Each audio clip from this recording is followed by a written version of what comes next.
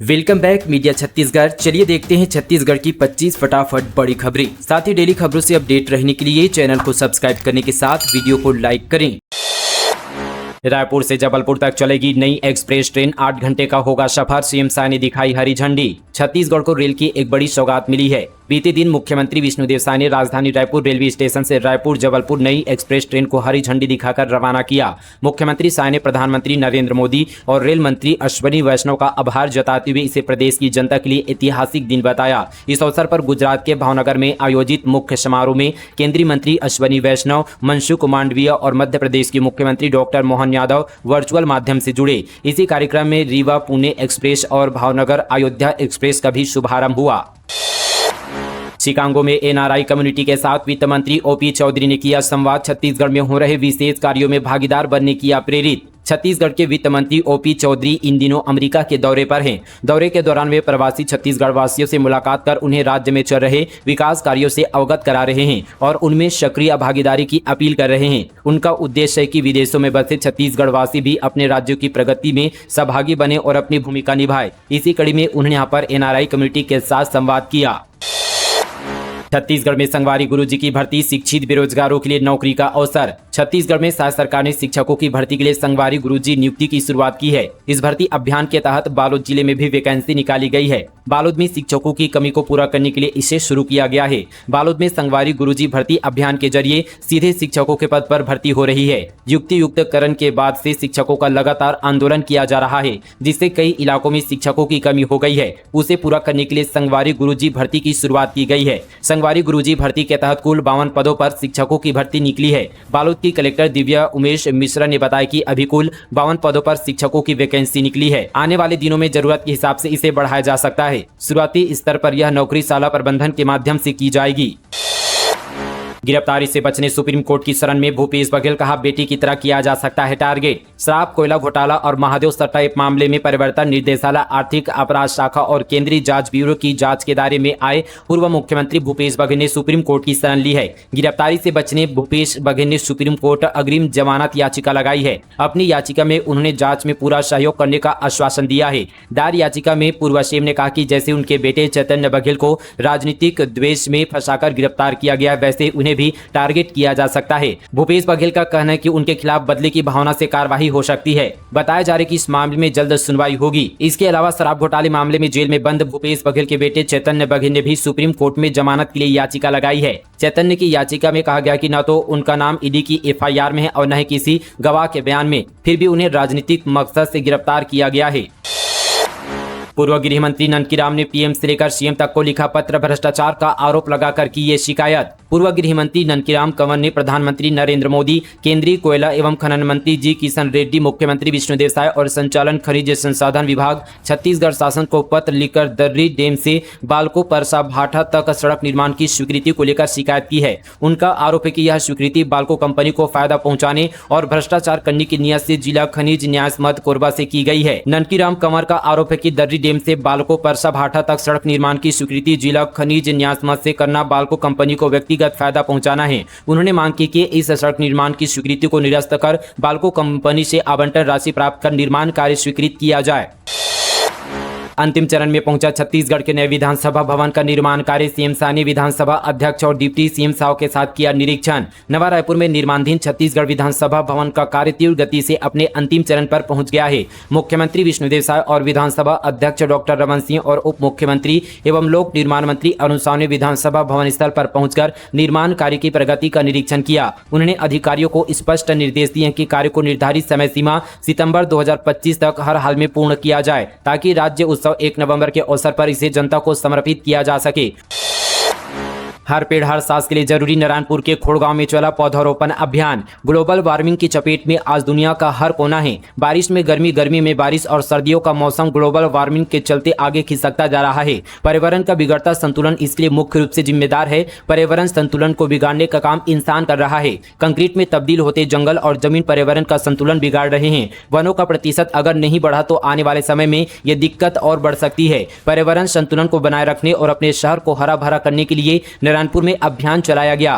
खोड़गांव में गायत्री समाज से जुड़े लोगों ने स्थानीय ग्रामीणों के साथ मिलकर पौधारोपण किया।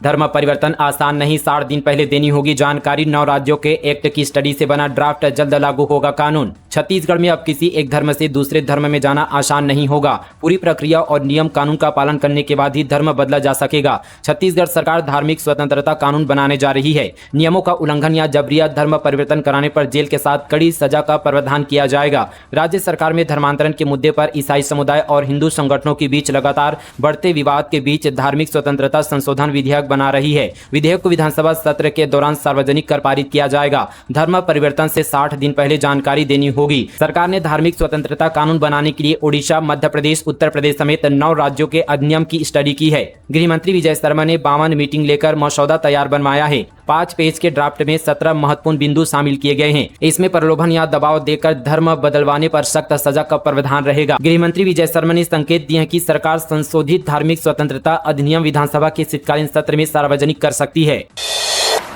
बच्ची के मुंह पर टेप चिपकाने वाली प्रिंसिपल पर होगी कार्रवाई। डिप्टी सीएम साहब ने कहा, ऐसा भेदभाव बर्दाश्त नहीं। दुर्ग जिले में एक स्कूल में नर्सरी की बच्ची के राधे राधे बोलने पर शिक्षक द्वारा उसके मुंह पर टेप चिपकाने मामले में सरकार भी नाराज है। इस मामले ने एक नया यहां पर विवाद खड़ा कर दिया है। इस घटना पर उप मुख्यमंत्री अरुण साव ने अपनी प्रतिक्रिया दी है। उन्होंने कहा कि धर्म के आधार पर किसी के साथ भेदभाव या उपेक्षा बर्दाश्त नहीं किया जाएगा। उप मुख्यमंत्री अरुण साव ने जोर देकर कहा कि सभी को अपने धर्म के अनुसार आचरण करने का अधिकार है। इस तरह की घटना खासकर एक छोटी बच्ची के साथ ऐसा व्यवहार अत्यंत दुर्भाग्यपूर्ण है और अनुचित है। उन्होंने आश्वासन दिया कि इस मामले में उचित कार्रवाई की जाएगी। मतांतरित लोगों को जनरल कैटेगरी में किया जाए शामिल, छत्तीसगढ़ सिविल सोसाइटी ने उठाई मांग। छत्तीसगढ़ में जबरन और प्रलोभन देकर किए जा रहे मतांतरण पर अब सिविल सोसाइटी सख्त रुख अपनाया है। छत्तीसगढ़ सिविल सोसाइटी ने केंद्र सरकार से मांग की है कि जो व्यक्ति मतांतरण कर चुके उन्हें अनुसूचित जनजाति एसटी और अनुसूचित जाति एससी की सूची से बाहर किया जाए। सोसाइटी ने ऐसे लोगों को जनरल कैटेगरी में डालने की पुरजोर मांग की है। सरकार ने 37 जरूरी दवाओं की कीमतें घटाई। इसमें पैरासीटामॉल, शुगर और हार्ट की दवाएं शामिल। नेशनल फार्मास्यूटिकल प्राइसिंग अथॉरिटी ने 37 जरूरी दवाओं की कीमतें 10 से 15% तक घटा दी है। इनमें पैरासीटामॉल, एटोर्वास्टेटिन और एमोक्सिसिलिन जैसी दवाएं शामिल है, जो हार्ट, डायबिटीज और इन्फेक्शन के मरीजों के लिए जरूरी है। दरअसल बीते दिन केंद्रीय रसायन एवं उर्वरक मंत्रालय ड्रग्स प्राइस कंट्रोल ऑर्डर 2013 के तहत इसका नोटिफिकेशन जारी किया गया है। यह नई कीमतें 35 अलग अलग फार्मूलों पर लागू होगी, जिन्हें बड़ी दवा कंपनियां बनाती है और बेचती है। जेल ब्रेक के बाद बाल संप्रेषण गृह चर्चा में। टीवी पर गैंगस्टर गाने सुनते हुए बाल आरोपी ने बनाई वीडियो, सोशल मीडिया पर किया अपलोड। कोरबा जिले में 4 लोगों के जेल ब्रेक के बाद अब बाल संप्रेषण गृह का चौंकाने वाला वीडियो और तस्वीर सामने आया है। यहां बाल आरोपी टीवी पर गैंगस्टर गाने का लुत्फ उठा रहे हैं। इस घटना का वीडियो और तस्वीर अब सोशल मीडिया पर यहां पर पोस्ट किया गया, जो कि अब वायरल हो रहा है। वीडियो और तस्वीर सामने आने के बाद बाल संप्रेषण गृह की सुरक्षा को लेकर सवाल उठ रहे हैं। मीडिया रिपोर्ट के मुताबिक वीडियो में एक नाबालिग चेयर में बैठा नजर आ रहा है, जो आदतन अपराधी भी बताया जा रहा है। एक इंस्टाग्राम अकाउंट पर यह वीडियो यहां पर पोस्ट किया गया है। वीडियो सामने आने के बाद बाल संप्रेषण गृह की सुरक्षा पर सवाल उठ रहे हैं कि कैसे उनके पास मोबाइल पहुंचा और परिसर में टीवी पर गैंगस्टर गाने सुना जा रहा है।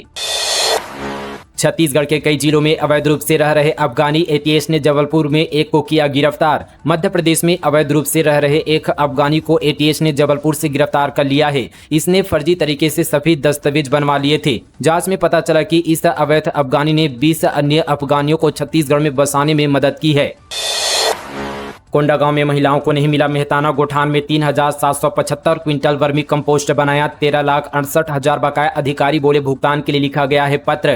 कोंडागांव जिले में गोठान योजना के तहत काम करने वाली महिलाओं को उनके मेहताने का भुगतान नहीं मिला है। श्रद्धा सिटी लेवल फेडरेशन की महिलाएं अपनी समस्या को लेकर कलेक्टर जनदर्शन भी पहुंची थी, लेकिन उन्हें वहां सिर्फ आश्वासन मिला। ऐसे में एक बार फिर से उन्होंने मेहताना को लेकर आवाज उठाई है।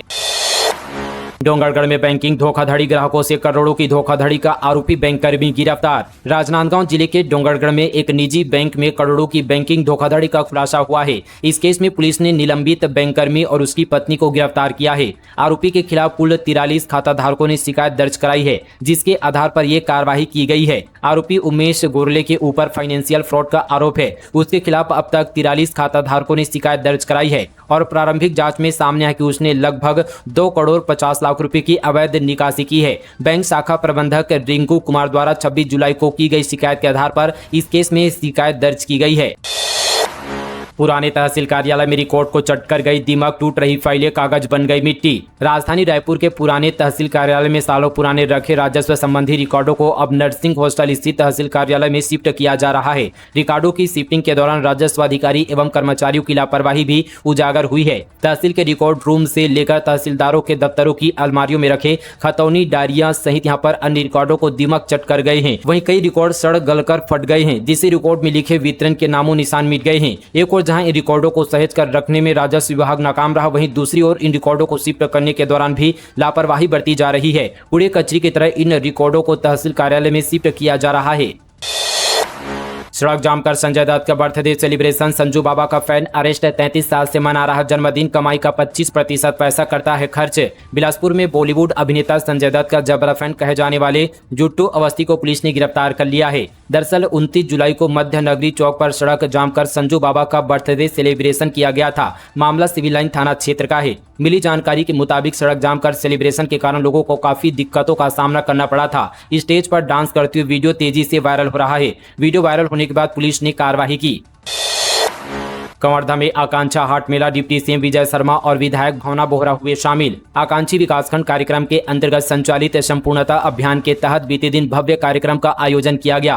पीजी कॉलेज मैदान के इंडोर स्टेडियम में 3 दिवसीय आकांक्षा हाट मेले की शुरुआत दीप जलाकर की गई। कार्यक्रम का आगाज डिप्टी सीएम विजय शर्मा और विधायक भावना बोहरा ने किया। डिप्टी सीएम विजय शर्मा ने कहा कि प्रदेश में 2,69,000 स्व सहायता समूह काम कर रही है। आने वाले समय में इनको अपनी गतिविधि चलाने के लिए एक जगह मिले, ऐसी यहाँ पर हमारी कोशिश है। विजय शर्मा ने कहा कि इनके लिए बनाए गए उत्पादों को बेचने का एक प्लेटफॉर्म मिले, इसलिए यहाँ पर संबंधित विषय पर बातचीत की जा रही है।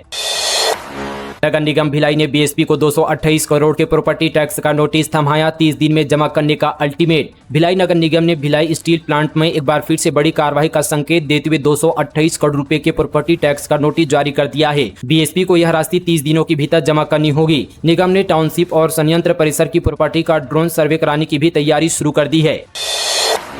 कोंडागांव को नीति आयोग से मिला गोल्ड मेडल, देश का सर्वश्रेष्ठ आकांक्षी जिला बना। माकड़ी ब्लॉक ने भी 6 सूचकांकों में हासिल की पूर्ण सफलता।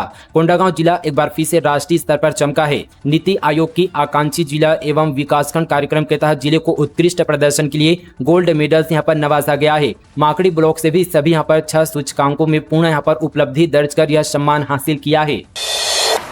बिजली विभाग की बड़ी लापरवाही, 50 रुपए की जगह मिल रहा 45,000 का बिजली बिल, नहीं जली एक भी लाइट, फिर भी अब हर महीने 10,000 का बिल। बालोद जिले के ग्राम जाटा दाह में एक पीसता परिवार इन दिनों बिजली विभाग की लापरवाही और अनाप शनाप बिजली बिल के कारण गंभीर परेशानी का सामना कर रहा है। बीते 6 महीनों से इस परिवार को अंधेरे में ही जीवन यापन करना पड़ रहा है। घर में बिजली नहीं होने से छोटे छोटे बच्चे भी चिमनी की रोशनी में पढ़ने को मजबूर है। इस गरीब परिवार को पहले गरीबी रेखा के अंतर्गत विद्युत कनेक्शन मिला था, जिसे हर महीने 50 से 100 रुपए तक बिल आता था। लेकिन अचानक मीटर बदलने के बाद बिजली बिल में भारी गड़बड़ी सामने आई। परिवार को एक माह में 42,000 रुपए का बिल थमा दिया गया। इतनी बड़ी राशि जमा करना इस किसान मजदूर परिवार के लिए संभव नहीं था। देखते ही देखते यह राशि बढ़ती हुई 48,000 रुपए तक पहुँच गयी। परिवार ने जब शिकायत की तब जाकर विभाग ने बिल की राशि घटाकर 10,000 रुपए कर दी। लेकिन रोजी मजदूरी और खेती किसानी से जीवन यापन करने वाले इस परिवार के लिए 10,000 रुपए भी देना संभव नहीं हो पाया।